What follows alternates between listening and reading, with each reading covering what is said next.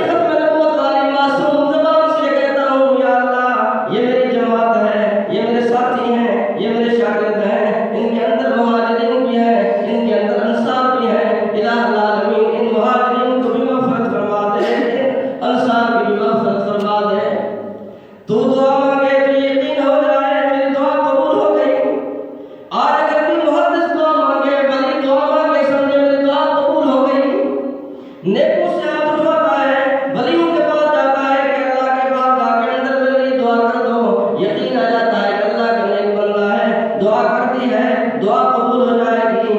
آج نیکوں کے اوپر اتنا یقین ہے، لیکن جس کی اتباع کر کے یہ لوگ نیک بنے ہیں، آج ان نیکوں کی دعا قبول ہوتی ہے۔ جس کے راستے کے اوپر چل کر یہ لوگ نیک ہوئے ہیں، اس کی دعا قبول کیوں نہیں ہوگی؟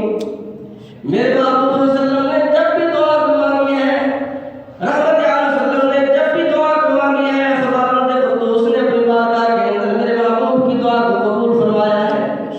یہ تو ہو ہی نہیں سکتا میرے نبی ہاتھ اٹھائیں وہ قبول نہ ہو، یہ ہو سکتا ہے؟ نہیں ہو سکتا۔ میرے محبوب صلی اللہ علیہ وسلم ہاتھ اٹھائیں اور دعا قبول نہ ہو، یہ آپ کی فکر کے لیے صرف صحابہ کرام نہیں، حضور صلی اللہ علیہ وسلم کو پوری انسانیت، پوری امت حضور صلی اللہ علیہ وسلم کے سامنے تھی، حضور صلی اللہ علیہ وسلم کے سامنے تھی پوری امت۔ امام الانبیاء حضور صلی اللہ علیہ وسلم نے فرمایا، خداوند قدوس نے ہر نبی کو ایک دعا کا اختیار دیا ہے، فرمایا اپنی زندگی کے اندر ایک دعا ایسی کر لیں جو ہر حال کے اندر میں قبول کروں گا۔ سارے انبیاء علیہ السلام نے دعا کر لی، فرمایا اللہ تبارک و تعالیٰ نے ان کی دعا کو قبول کر لیا، فرمایا لیکن میں نے اپنی وہ خاص دعا اپنی امت کے لیے باقی رکھ چھوڑی ہے۔ کتنی فکر میرے محبوب کو آنے والے لوگوں کی، کتنی فکر میری، کتنی فکر تیری، کتنی فکر آنے والے انسانوں کی، آج کی نہیں تا قیامت تک اتنے انسان آ رہے ہیں۔ امام الانبیاء حضور صلی اللہ علیہ وسلم کی امتی ہے، اس امتی کے لیے آج میرے محبوب صلی اللہ علیہ وسلم کی ایک خاص دعا موجود ہے، وہ خاص دعا موجود ہے میرے نبی کی، جو کل قیامت میں ہر کلمہ پڑھنے والے، ہر کلمہ پڑھنے والے جس نے بھی کلمہ پڑھا ہے لا الہ الا اللہ محمد رسول اللہ، اس کے ساتھ فرمایا یہ پڑھ کر اس نے شرک نہیں کیا، وہ دعا قبول، اس کے حق کے اندر کل قیامت میں دعا قبول ہوگی۔ یہی تو وجہ ہے ساری دنیا کلمہ پڑھنے والے مسلمان آج یہی کہتے ہیں ہمارے پاس ہے تو کچھ نہیں، لیکن صرف حضور صلی اللہ علیہ وسلم کی اس دعا کا سہارا ہے جو موجود ہے، اس کے علاوہ ہمارے پاس ہے کیا؟ لیکن میں کہتا ہوں میرے محبوب صلی اللہ علیہ وسلم کے صحابہ رضوان اللہ علیہم اجمعین، ہم تو امام الانبیاء حضور صلی اللہ علیہ وسلم کی اس دعا کے اتنا اثر لگا کے بیٹھے ہیں، جن کی حیاتیوں کے اندر، زندگیوں میں خداوند قدوس کی بارگاہ کے اندر امام الانبیاء رحمت عالم صلی اللہ علیہ وسلم نے دعا کی ہے، وہ خداوند قدوس نے ان کی دعا کو ہر مقام، ہر جگہ پہ حضور صلی اللہ علیہ وسلم نے ان دعا کو قبول فرمایا ہے۔ حضرت ابو ہریرہ رضی اللہ تعالیٰ عنہ حضور صلی اللہ علیہ وسلم کے پاس آتے ہیں، حضرت ابو ہریرہ کی آنکھوں سے آنسو جاری ہیں، روتے ہوئے آتے ہیں حضور صلی اللہ علیہ وسلم کے پاس۔ امام الانبیاء حضور صلی اللہ علیہ وسلم نے دیکھا حضرت ابو ہریرہ کو، فرمایا ابو ہریرہ کیوں رو رہے ہو؟ رونے کی وجہ کیا ہے؟ پہلے تو آتا ہے ہنستا ہوا، پہلے تو آتا ہے مسکراتا ہوا، آج کیوں روتا ہوا رہا ہے؟ آخر کیا وجہ ہے؟ کیوں روتا ہوا آیا ہے؟ روتے ہوئے حضرت ابو ہریرہ رضی اللہ تعالیٰ عنہ نے بتایا کہ اللہ کے رسول، آج وجہ یہ ہے میں نے تو آپ کا کلمہ پڑھ کے آپ کی غلامی کو اختیار کیا ہے، لیکن ابھی تک میری والدہ مشرکہ ہے، اس نے کلمہ نہیں پڑھا آپ کا، وہ کلمہ پڑھ کر آپ کی امت خاص کے اندر شامل نہیں ہوئی، وہ کلمہ پڑھ کر حضور صلی اللہ علیہ وسلم کی طرف نسبت آپ کی طرف اس کی نہیں ہوئی، لیکن آج ہی میری والدہ نے مجھے کہا، فرمایا کہ ابو ہریرہ بات ایک ہے، میں تیری ماں ہوں، میری ماں کی بات مان لے، حضور صلی اللہ علیہ وسلم کے دامن کو چھوڑ دے، حضور صلی اللہ علیہ وسلم کے کلمے کو چھوڑ دے، حضور صلی اللہ علیہ وسلم کی غلامی کو چھوڑ دے۔ میں نے کہا کہ اماں تو ماں ہی ہے، والدہ ہے، دنیا کے لحاظ سے تیری اطاعت کروں گا، تیری خدمت کروں گا ہر لحاظ سے، چونکہ قرآن کریم کے اندر ہے فَلَا تُطِعْهُمَا وَصَاحِبْهُمَا فِي الدُّنْيَا مَعْرُوفًا، فرمایا کہ اگر تمہارے والدین کافر مشرک بھی ہیں تو دنیاوی لحاظ سے ان کے ساتھ حسن سلوک کرنا ہے، دنیاوی لحاظ سے ان کی نافرمانی نہیں کرنی۔ فَلَا تُطِعْهُمَا وَصَاحِبْهُمَا فِي الدُّنْيَا مَعْرُوفًا، اے الہ العالمین، اے وہ کافر والدین ان کو نکال دیں، گھر سے ہی باہر کر دیں۔ فرمایا نہیں، فرمایا فیصلے میں نے کرنے ہیں، تو دنیاوی لحاظ سے اپنے ماں باپ کے ساتھ حسن سلوک کر، ہو سکتا ہے کہ سلوک خوش کرنے کی وجہ سے کل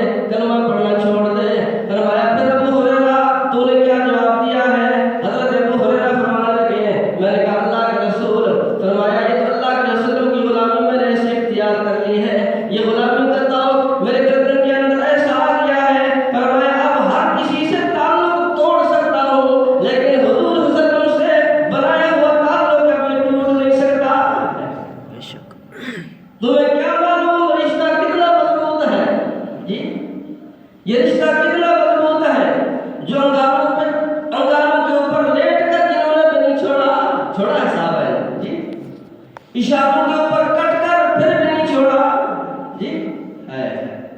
مجھے تو یاد ہے امام الانبیاء حضور صلی اللہ علیہ وسلم کے پاس ایک صحابی آیا، حضور صلی اللہ علیہ وسلم بیت اللہ کی دیوار کے ساتھ آس لگا کے بیٹھے ہوئے تھے، امام الانبیاء حضور صلی اللہ علیہ وسلم کے قریب ایک مسلمان آیا، آ کر کہنے لگا کہ اللہ کے رسول صلی اللہ علیہ وسلم سے فرمایا، اللہ کے رسول ذرا ہمیں یہ تو بتائیں ہم کلمہ پڑھنے والے مسلمان بھائی زیادہ بھی ہوں گے یا نہیں؟ کیونکہ مکہ مکرمہ کے اندر ظلم کی چکی چل رہی تھی، جو بھی مسلمان کلمہ پڑھتا تھا اس کے اوپر ظلم کے پہاڑ توڑ دیے جاتے تھے، کیونکہ حکم تھا فَاصْبِرْ صَبْرًا جَمِيلًا، کہنا کچھ نہیں بلکہ ہدایت کی دعا مانگنی ہے، کہنا کچھ نہیں، خدا بندے قدوس کی بارگاہ میں ان کے دلوں کو بدلنے کی دعا مانگنی ہے، مقابلہ نہیں کرنا، جہاد کا حکم نہیں آیا تھا، ہر معاملے کے اندر صبر کرنا ہے۔ امام الانبیاء حضور صلی اللہ علیہ وسلم نے فرمایا میرے صحابی کیا تو گھبرا گیا ہے اتنے ہی بات کے اندر؟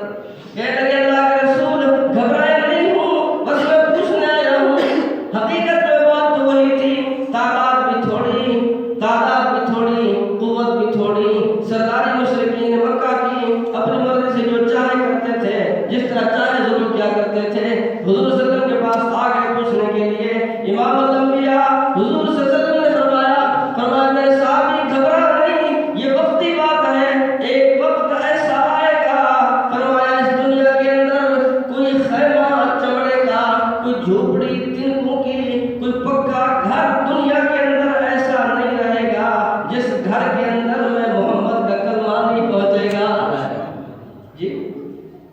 آج دنیا میں کوئی ملک ایسا نہیں، آج دنیا کے اندر کوئی ملک ایسا نہیں جس ملک کے اندر کلمہ نہ پہنچا ہو، ہر جگہ پہنچا ہے۔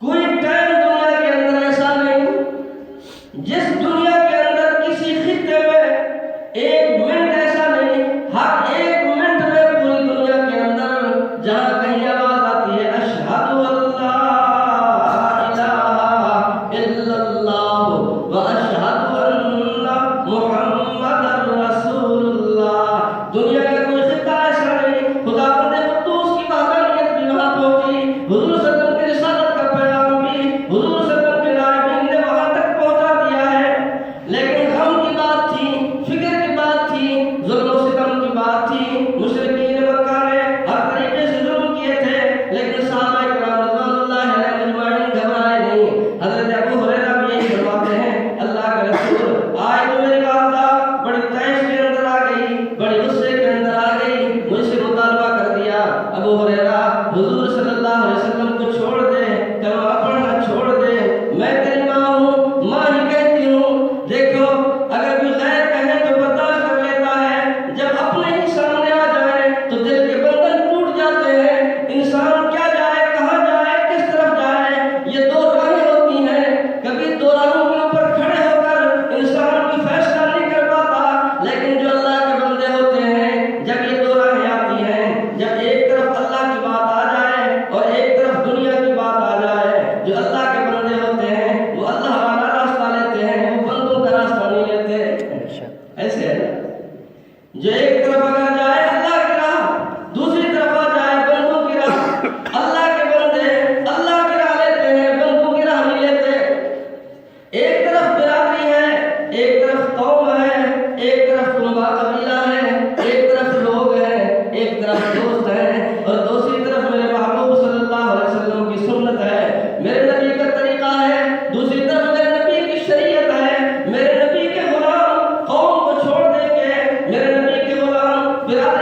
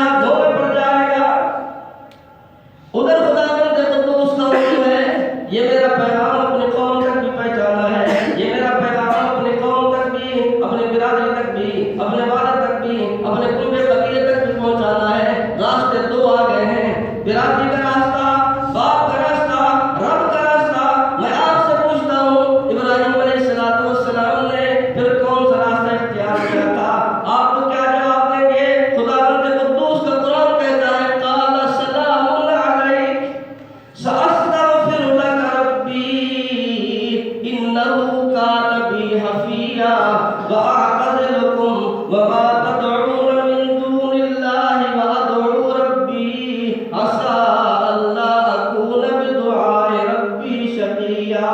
کہنے لگا ابا جان سلامتی ہو تیرے پر، خوش رہو، خوش آمدید کہتا ہوں تجھے. فرمایا تجھے چھوڑ سکتا ہوں لیکن اللہ والا راستہ نہیں چھوڑ سکتا. تجھے چھوڑ سکتا ہوں، میں دعا کروں گا تیرے لیے کہ خدا بندے قدوس تجھے ہدایت نصیب کر دے، لیکن خدا بندے قدوس والا راستہ نہیں چھوڑوں گا. اللہ کے بندے اللہ والا راستہ نہیں چھوڑتے، نبی کے غلام نبی کی غلامی والا راستہ نہیں چھوڑتے، وہی راستہ اختیار کرتے ہیں جو نبی کی غلامی والا ہوتا ہے. حضرت ابو ہریرہ بھی اسی انداز میں حضور صلی اللہ علیہ وسلم سے فرماتے ہیں کہ اللہ کے رسول میری والدہ نے غصے کے اندر آ کر مجھے کہہ دیا ہے، فرمایا پھر ایسے کہہ دیا کہ ابو ہریرہ فیصلہ تیرے ہاتھ کے اندر ہے، یا تو مجھے رکھ لے اپنے گھر کے اندر یا تو پھر حضور صلی اللہ علیہ وسلم کا کلمہ پڑھ لے. اگر حضور صلی اللہ علیہ وسلم کا کلمہ پڑھے گا تو پھر میرے گھر میں آنے کی ضرورت نہیں، جی میرے گھر میں آنے کی ضرورت نہیں، مجھے ماں کہنے کی ضرورت نہیں، میرے پاس آنا بھی نہیں، میرے پاس مجھے میرے گھر کے اندر بھی آنا نہیں ہے. حضرت ابو ہریرہ سے پھر پوچھا حضور صلی اللہ علیہ وسلم نے، ابو ہریرہ پھر تو نے کیا کہا؟ فرمایا میں نے اپنی والدہ سے کچھ نہیں کہا، میں نے دل کے اندر تہیہ کر لیا ہے. فرمایا تم ماں ایک ہے، ایسی کئی ماں ہوں نبی کریم صلی اللہ علیہ وسلم کی جوتی مبارک کے لگنے والے اس پاؤں تلوے کے اندر لگنے والی مٹی ان کے ذروں کے اوپر بھی قربان کر دیں. فرمایا لیکن میں آپ کے پاس آیا ہوں. حضور صلی اللہ علیہ وسلم نے پوچھا، اللہ کے رسول صلی اللہ علیہ وسلم نے پوچھا ابو ہریرہ پھر میرے پاس کیوں آیا ہے؟ کہ تیری ماں تھی تو بیٹا ہے، ماں بیٹے کی بات ہے. کہنے لگے کہ ہاں اللہ کے رسول بات صرف ٹھیک ہے، میری اور میری ماں کی بات ہے، لیکن آپ کے پاس آیا ہوں، آپ اپنے ہی مبارک یہ معصوم ہاتھ ختم نبوت والی زبان ذرا تھوڑا سا اسے ہلائے، یہ ہاتھ اپنے مبارک اٹھائے بارگاہ رب العزت کے اندر میری والدہ کے حق کے اندر دعا کرتے ہیں جس نے میرے اوپر کلمہ مجھے نصیب کرا کے میرے اوپر رحم کر دیا ہے، وہ خدا بندے قدوس میری بوڑھی ماں کے اوپر بھی رحم کر دے. وہ میرے نبی کے وسلم کا کلمہ پڑھ گئے.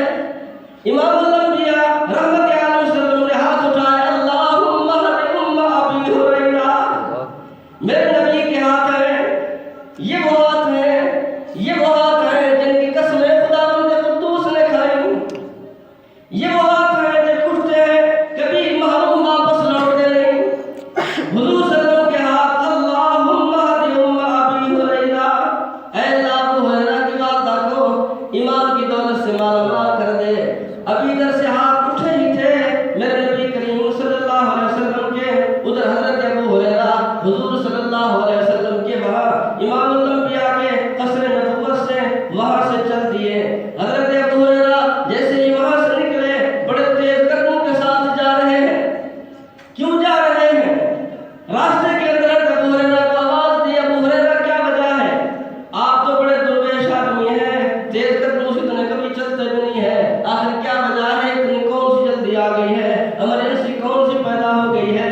آپ کو کیا وجہ ہے اتنے تیز قدموں کے ساتھ جا رہے ہیں؟ حضرت ابو ہریرہ فرماتے ہیں، فرمایا کہ میں جا رہا ہوں اس لیے میں اپنی والدہ کے حق کے اندر اپنے نبی کے پاس گیا تھا دعا کرانے کے لیے. میرے نبی نے ہاتھ اٹھائے تھے، میرے نبی نے میری والدہ کی ہدایت کے لیے ہاتھ اٹھائے تھے. ادھر سے ہاتھ اٹھے، میں وہاں سے دوڑ پڑا اپنے گھر کی طرف. فرمایا اس کا کیا وجہ ہے؟ فرمایا میں دیکھنا چاہتا ہوں، پہلے میں اپنے گھر میں پہنچتا ہوں، یہ میرے محبوب کی دعا پہنچتی ہے. میں دیکھنا چاہتا ہوں پہلے میں پہنچوں یا میرے نبی کی دعا پہنچے. حضرت ابو ہریرہ دوڑ گئے، دوڑتے دوڑتے دروازے کے اوپر جب پہنچے، حضرت ابو ہریرہ فرماتے ہیں جب میں وہاں پہنچا تو میں نے محسوس کر لیا کہ تیر نشانے کے اوپر لگ چکا ہے. میں نے پہلے محسوس کر لیا. کیسے محسوس کر لیا؟ فرمایا کہ مجھے ایسی آواز آئی جیسے کہ گھر کے اندر کسی کے نہانے کی آواز آتی ہے، پانی گرنے کی آواز آتی ہے، کہ پانی گر رہا تھا، کہ نہانے کی آواز آ رہی تھی. میں نے سمجھا کہ میرے جانے سے پہلے میرے نبی کی دعا پہلے پہنچ گئی ہے. یہ وہ صحابہ ہیں جن کے لیے میرے نبی کے ہاتھ اٹھے ہیں. اللہم اغفر للانصار والمہاجرہ، کہ یا اللہ ان انصار کی، یا اللہ ان مہاجرین کی تو مغفرت فرما. ہاتھ اٹھانے والے میرے نبی ہوں، دعا مانگنے والے میرے نبی ہوں، اور پھر رحمت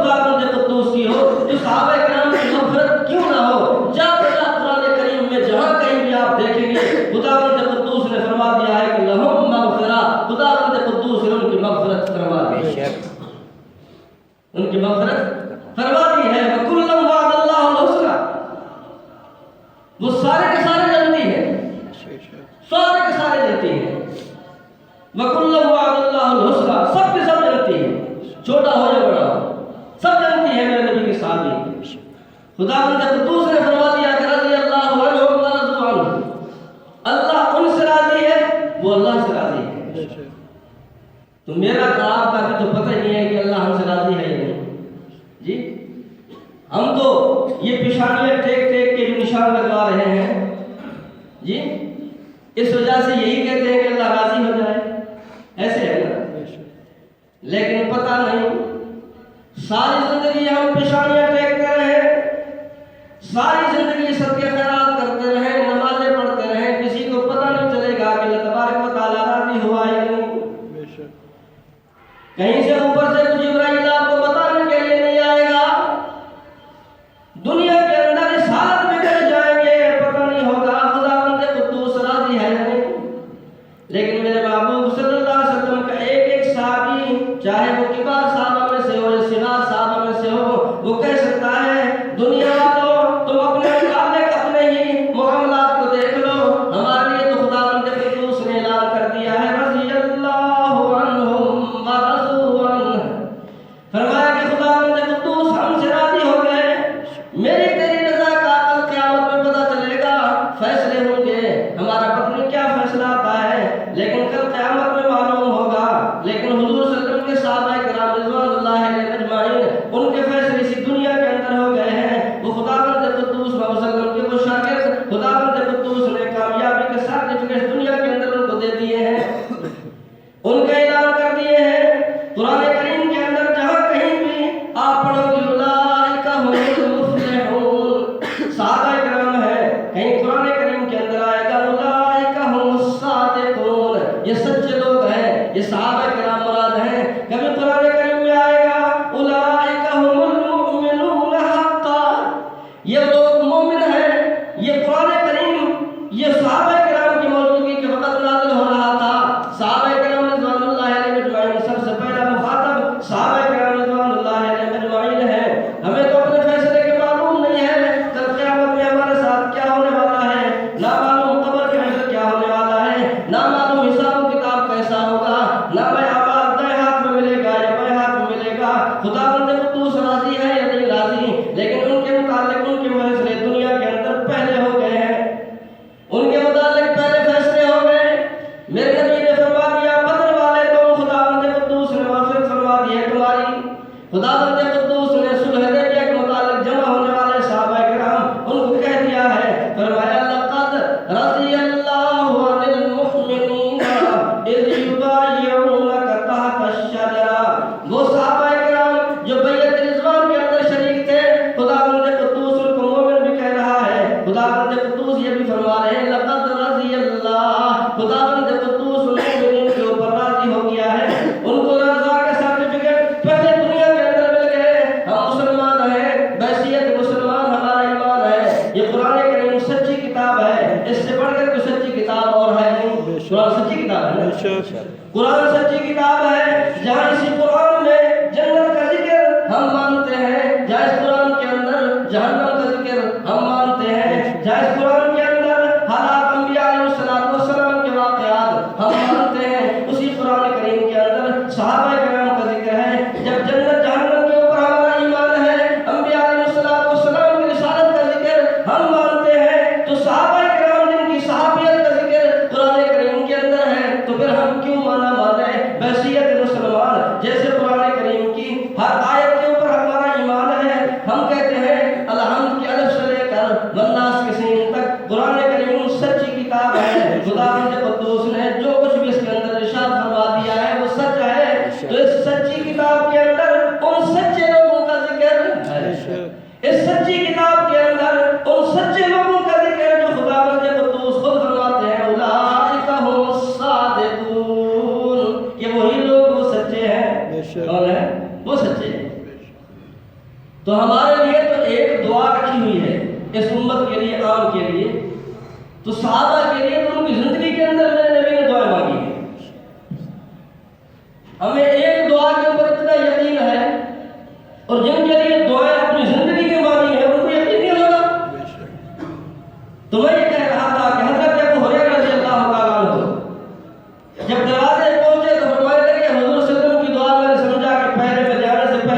کی ہے۔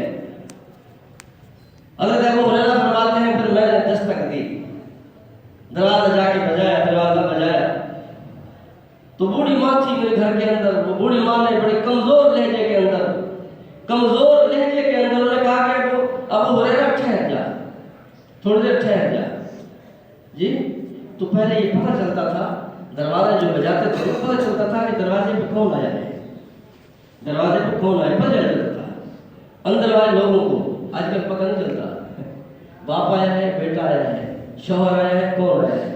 حالانکہ یہ خاص افرادیت ہونی چاہیے مسلمان میں، اپنے گھر کے جائے دروازے پہ تو جب داخل ہونے سے پہلے اس انداز میں جائے کہ دروازہ بجا کے ایسا کام کرے گھر والوں کو پتہ چلے کہ فلاں آ گیا ہے، فلاں آ گیا ہے۔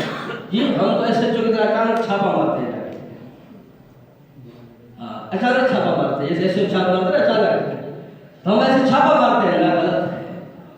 غلط ہے۔ میرے نبی سے صحابی نے حضور صلی اللہ علیہ وسلم نے فرمایا یا ایھا الذین آمنوا لا تدخلوا بیوتا غیر بیوتکم، فرمایا کہ جب تم جاؤ اپنے گھروں کے اندر اجازت لو۔ اجازت کا مطلب یہی ہے کہ ایسا طریقہ اختیار کرو گھر والوں کو پتہ چل جائے کہ بھائی آیا ہے، بہن کو پتہ چل جائے، ماں کو پتہ چل جائے کہ بیٹا آیا ہے، بیوی کو پتہ چل جائے کہ شوہر آیا ہے، ان کو معلوم ہو جائے۔ تو ایک صحابی کہنے لگا کہ اللہ کے رسول میرے گھر کے اندر تو میری ماں ہی ہے اور کوئی نہیں ہے، وہ بوڑھی میری ماں ہے، تو میں اس سے بھی اجازت لوں۔ میرے نبی نے فرمایا کہ اس سے بھی اجازت لے، اس کو بھی پتہ چلے۔ تو پھر اس نے تعجب کے طور پر پوچھا کہ اللہ کے رسول وہ تو بوڑھی ماں ہے، میں اس سے بھی اجازت لوں؟ تو آپ نے فرمایا کہ ہاں اس سے بھی اجازت لے، کہیں ایسا نہ ہو تو جائے اور اس بوڑھی ماں کے سر سے دوپٹہ اٹھا ہوا ہو کمزوری کی وجہ سے، اور تو ایسے ناموافق حالات میں اسے دیکھے اور تجھے وہ اچھا نہ لگے، جی تو اس سے پہلے تیرے آنے سے پہلے تاکہ وہ اپنے آپ کو سنبھال لے، ایسی کوئی چیز پیدا ہی نہ ہو تیرے دل کے اندر نفرت آ جائے۔ تو شریعت بڑی آسان ہے اور اس نے ہر انسان کا لحاظ کیا ہے، سوچا ہے۔ جی تو ہم بھی اپنے گھر میں یہ جانے سے پہلے پتہ ہو کہ گھر والا کو گھر والا بندہ آ رہا ہے۔ حضرت ابو ہریرہ دروازہ بجایا تو وہاں سمجھ گئے کہ ابو ہریرہ ہے۔ دروازے پہ آواز دی، وہاں کمزور نہیں آواز، کہا کہ ابو ہریرہ ٹھہرو۔ حضرت ابو ہریرہ فرماتے ہیں کہ میں سمجھ گیا کہ دعا کام کر گئی ہے۔ پوچھا بولتے کیسے پتا چلا؟ فرمایا کہ جب میں یہاں سے گیا تھا نا میری ماں کا لہجہ بڑا کڑک تھا، ماں کا لہجہ بڑا کڑک تھا، اب جب واپس آیا تو لہجہ نرم ہو گیا تھا، لہجے میں نرمی آ گئی تھی۔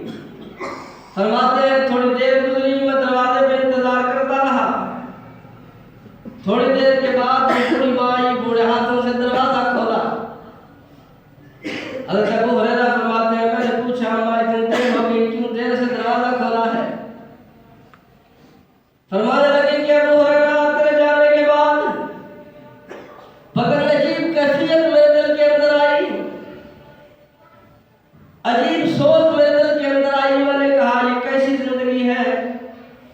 فرمایا جس زندگی کے اندر حضور صلی اللہ علیہ وسلم کی غلامی نہیں ہے، تجھے تو میں نے مارا، تیرے اوپر غصے بھی ہوئی ہوں اور میں تجھے ڈانٹا بھی ہے، لیکن اب میں نے فیصلہ کر لیا ہے حضور صلی اللہ علیہ وسلم کی غلامی اختیار کرنے کا۔ اب تیرے دیر آنے سے پہلے اب میں نے نہا بھی لی ہوں، نہا لیا ہے، کپڑے بھی میں نے بدل لیے ہیں۔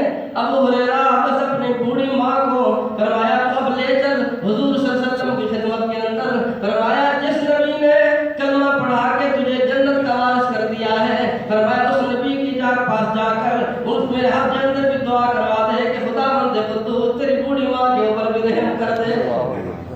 جی میرے نبی کی دعا کام کر گئی، جی میرے نبی کی دعا کام کر گئی۔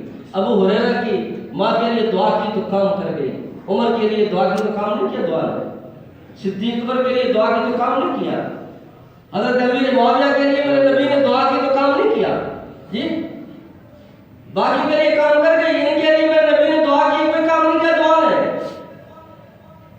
میرے نبی نے جس کے لیے بھی دعا کی ہے میرے نبی کی دعا کا بھی خالی واپس اتار کے لوٹائی نہیں ہے۔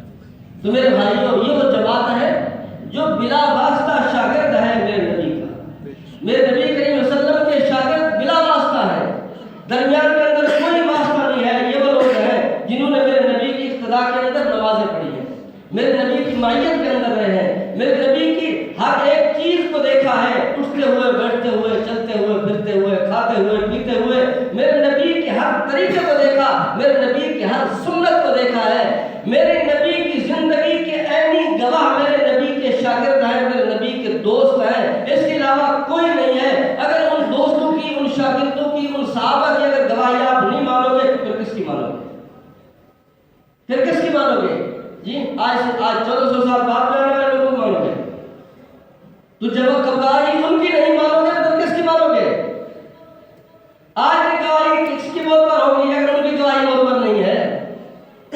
آج یہ ہم کہتے ہیں قال رسول اللہ صلی اللہ علیہ وسلم، کہ نبی کریم صلی اللہ علیہ وسلم نے فرمایا ہے، یہ قال رسول صلی اللہ علیہ وسلم جب بعد میں کہیں گے، پہلے نبی کا ذکر آئے، نبی کے صحابہ کا ذکر آئے کہ میرے نبی کے صحابہ میں سے فلاں نے یہ روایت کی ہے، فلاں نے یہ سنا ہے، فلاں نے کرتے ہوئے دیکھا ہے، اس صحابی سے پھر روایت ہوگی، وہ کہے گا کہ میں نبی صلی اللہ علیہ وسلم کو دیکھا ہے۔ ہر روایت میں جس روایت کے اندر صحابہ نہیں ہے وہ روایت موت پر نہیں ہوتی۔ تو میرے کہنے کا مطلب ہے کہ عام صحابہ ہیں، لیکن جو خاص ہیں جیسے حضرت ابوبکر صدیق، ان کا مقام کیا ہوگا؟ حضرت عمر فاروق، اس کا مرتبہ کیا ہوگا؟ حضرت عثمان غنی، اس کا مقام کیا ہوگا؟ حضرت علی المرتضیٰ شیر خدا رضی اللہ تعالیٰ عنہ، اس کا مرتبہ کیا ہوگا؟ جی وہ تو خاص ہیں، عام ہوتے ہیں، خاص ہوتے ہیں۔ اللہ ہم سب کو ان کے نقش قدم کے اوپر چلنے کا توفیق عطا فرمائے۔ باخر دعوانا الحمدللہ۔